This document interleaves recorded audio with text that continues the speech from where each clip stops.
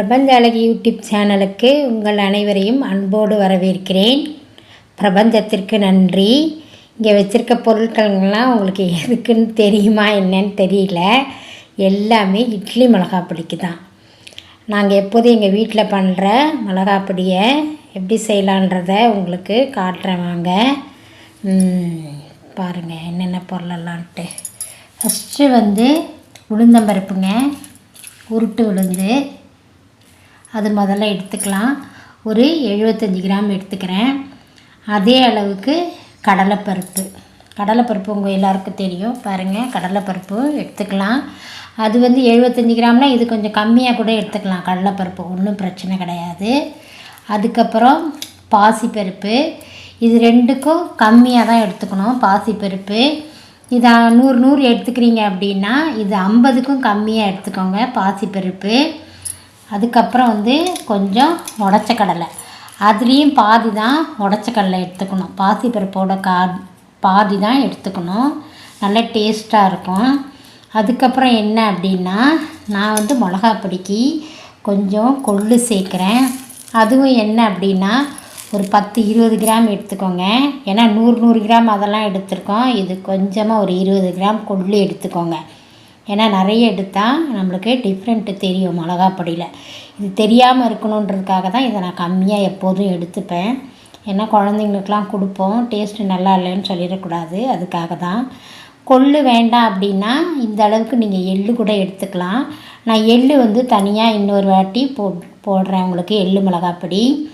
அதுக்கப்புறம் என்ன அப்படின்னா, காஞ்ச மிளகாங்க. நான் ஒரு 10 காஞ்ச மிளகா வச்சுருக்கேன். கருவேப்பிலை ஒரு 4-5 ஈர்க்கு வச்சுருக்கிறேன்.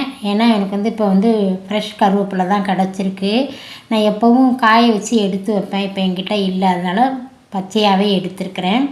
அப்புறம் எப்போதும் நான் இந்த மிளகாப்பொடியில் கொஞ்சோண்டு மிளகு சேர்ப்பேங்க. மிளகு ஒரு நல்ல ஒரு டீஸ்பூன் அளவுக்கு சேர்த்துருக்கேன். ரொம்ப சேர்க்கக்கூடாது, காரம் ரொம்ப தூக்கலாகிடும். நம்ம எப்போவுமே முன்னாலெல்லாம் குழம்புக்கு மிளகு தான் சேர்த்து செஞ்சுக்கிட்டு இருந்தோம். அதுக்கப்புறம் தான் உங்களுக்கு மிளகா அறிமுகமானது. அதை மிளகாவையும் நம்ம சேர்த்துட்ருக்கோம். அதனால் கொஞ்சோண்டு மிளகு. அப்புறம் பெருங்காயத்தூள். என்கிட்ட கட்டி பெருங்காயம் இல்லை, அதனால் பெருங்காயத்தூள் எடுத்துகிட்ருக்கேன். அதுக்கப்புறம் கொஞ்சம் கல்லுப்புங்க. இதெல்லாம் வறுக்கும்போது இந்த மிளகா வறுக்கிறதுக்கு முன்னால் நான் கல்லுப்பு போட்டு 2 பெரட்டிட்டு அப்புறம் தான் காஞ்ச மிளகா போட்டு பெரட்டுவேன். ஏன் அப்படின்னா அந்த காஞ்ச மிளகாவோட நெடி வெளியில் வராது.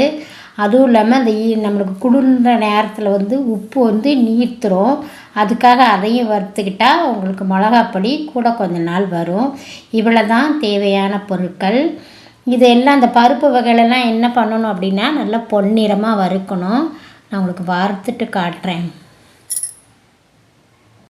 அதான் உளுந்தம்பருப்பு போட்டிருக்கேன். உளுந்தம்பருப்பு முதல்ல பொன்னிறமாக வறுத்துக்கலாம். சிம்மில் வச்சுட்டு வருங்க, இல்லைன்னா இதுவாகிடும், கருகிடும். நல்லா பொன்னிறமாக வறுக்கலாம். ஃபஸ்ட்டு உளுந்தம்பருப்பு வறுத்துக்கலாம்.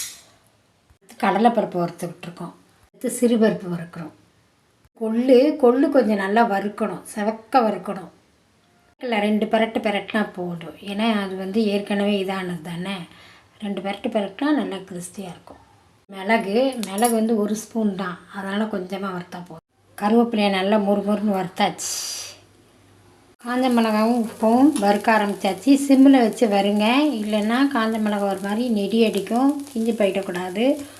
உப்பும் 2 பெரட்டினா காஞ்ச மிளகா ரெடி ஆகிடும். நம்ம வறுத்துருக்கோம்ல, பச்சையாக தான் நம்ம எடுத்தோம். அதனால் கருவேப்பிலை இப்படி பொடிக்கணும். கையில் எடுத்தாலே நொறுங்குற மாதிரி இருக்கிற அளவுக்கு நம்ம வறுக்கணும். அப்போ தான் பொடி கெட்டு போகாமல் இருக்கும். வறுத்தாச்சு. இப்போ நம்ம என்ன பண்ணால் காஞ்ச மிளகா, கருவேப்பிலை, உப்பு போட்டு ஃபஸ்ட்டு நல்லா கிரைண்ட் பண்ணிக்கணும். நல்லா மிக்சியில் போட்டு அரைச்சிட்டு அதுக்கப்புறம் தான் பருப்பெல்லாம் நம்ம போடணும். எல்லா பருப்பும் வறுத்தாச்சு. நான் பெருங்காயம் வறுக்கலை. ஏன்னா தூள் பெருங்காயம் பாருங்கள் சட்டியில் ஒட்டிக்கும். நம்ம கெட்டி பெருங்காயமாக இருந்தது அப்படின்னா கொஞ்சம் எண்ணெய் போட்டோ நெய் போட்டோ வறுத்துக்கலாம். நான் தூள் பெருங்காயம் தான் வச்சுருக்கேன். அதை அரைக்கும் போது போட்டால் போதும். நல்லா கவனிச்சிக்கோங்க. முதல்ல காஞ்ச மிளகா, கருவேப்பிலை, உப்பு அரைச்சிட்டு அதுக்கப்புறம் பருப்பை போடணும். உப்பு, காஞ்ச மிளகா, கருவேப்பிலையை நல்லா பொடிச்சுக்கிடணும். நல்ல மிளகாய், கருவேப்பிலை, உப்பு போட்டு கொஞ்சம் ஓரளவு அரைச்சதுக்கு பிறகு நம்ம பருப்பை போட்டு அரைக்கலாம். ஆனால் நம்ம வறுத்தது எல்லாம் நல்லா ஆறின பிறகு தான் அரைக்கணும். நல்ல வாசனையான ருசியான இட்லி பொடி ரெடி ஆயிடுச்சு பாருங்கள். அப்படியே சும்மா மணலாக இருக்கும், சாப்பிட நல்லா டேஸ்ட்டாக இருக்கும். நல்லா நல்லெண்ணெய் ஊற்றி நல்லா சாஃப்டான இட்லியை வச்சு தொட்டு சாப்பிட்டா அவ்வளோ டேஸ்ட்டாக இருக்கும். இதே மாதிரி பண்ணி பாருங்கள். எங்கள் சேனலை சப்ஸ்கிரைப் பண்ணுங்கள், ஷேர் பண்ணுங்கள், கமெண்ட் பண்ணுங்கள். பிரபஞ்சத்திற்கு நன்றி. உங்கள் அனைவருக்கும் நன்றி நன்றி நன்றி. இதே மாதிரி செஞ்சு பார்த்துட்டு எப்படி டேஸ்ட் இருந்துன்னு கமெண்ட் பாக்ஸில் தெரியப்படுத்துங்க. நல்லெண்ணெய் வேணும்னா நல்லெண்ணெய் ஊற்றி சாப்பிட்லாம், இல்லை நெய் தான் வேணும்னா நெய் ஊற்றிக்கோங்க, இல்லை தேங்காய் எண்ணெய் ஊற்றிக்கோங்க. சாப்பிட்டு பார்த்து சொல்லுங்கள். நன்றி நன்றி நன்றி.